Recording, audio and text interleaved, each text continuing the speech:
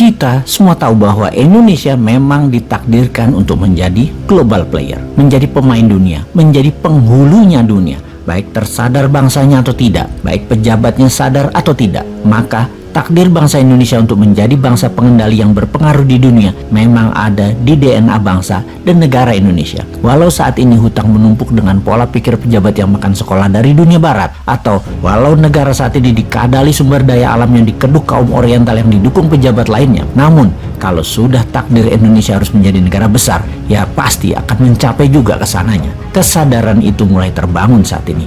Nasionalisme mulai naik, masyarakat mulai belajar dan hati-hati memilih dan bertindak ke depannya. Kesadaran kemakmurannya bukan karena kebijakan pejabatnya, namun memang karena kepintaran alaminya yang terjadi saat ini. Walau sudah dikekang dan dibatasi kreativitasnya dengan peraturan pemerintah yang ketat, tetap membuat rakyatnya jadi kreatif dan produktif apapun caranya. Karena memang DNA kita, DNA juara, DNA pemain dunia, DNA global player. Kita ini bangsa survival yang bertahan di tengah bencana, di tengah masalah, dan di tengah kerusakan dengan bergantung pada kekuatan gotong royong bangsa sendiri. Kita buktikan sejarahnya bahwa tanah air kita, alamnya mengingatkan bahwa jangan main-main dengan Nusantara. Misalnya, alam meledakkan gunung berapi yang menyebabkan terjadinya Danau Toba mengguncang dunia dengan kekuatan erupsi super atau ledakan dahsyat pernah dihasilkan Gunung Toba di Sumatera Utara sekitar 74.000 tahun yang lalu. Efek ledakan tersebut membuat dunia berubah, banyak kematian terjadi, namun pastinya yang survive adalah yang terpilih yang tahan uji. Lalu ledakan Gunung Tambora yang terletak di Pulau Sumbawa.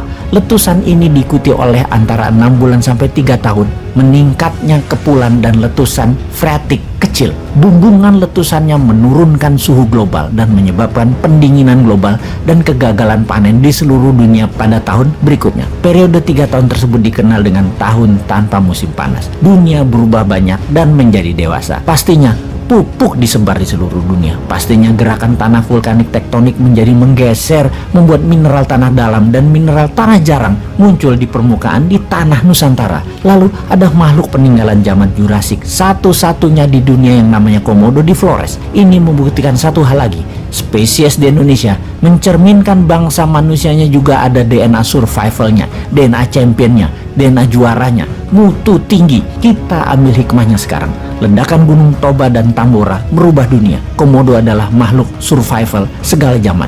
Indonesia untuk menjadi pemain dunia harus menciptakan ledakan-ledakan Toba dan ledakan Tambora yang baru dengan semangat survive segala zaman yang sesungguhnya ada di DNA putra-putri bangsa Indonesia. Corona itu tidak akan bisa mengalahkan bangsa Indonesia, apalagi kalau produk lokal mendapat izin edarnya. Bahkan bisa tanpa vaksin, bahkan bisa tanpa PCR. Namun titer antibodi bangsa Indonesia tetap tinggi karena memang ramuan alaminya ada. Kekayaan alam mineral, tak perlu teknologi asing dan tergiur narasi ocehan orang asing agar dikeduk asing mineral tambangnya dengan investasi asing. Sungguh, pakai kekuatan bangsa sendiri itu bisa, sehingga bisa jadi nilai jaminan aset bangsa untuk mencetak alat bayar. Akhirul kalam, wahai sahabat New Mind, karyamu mengguncang dunia sedang dinanti karena DNA-mu adalah DNA juara. Ayo buktikan.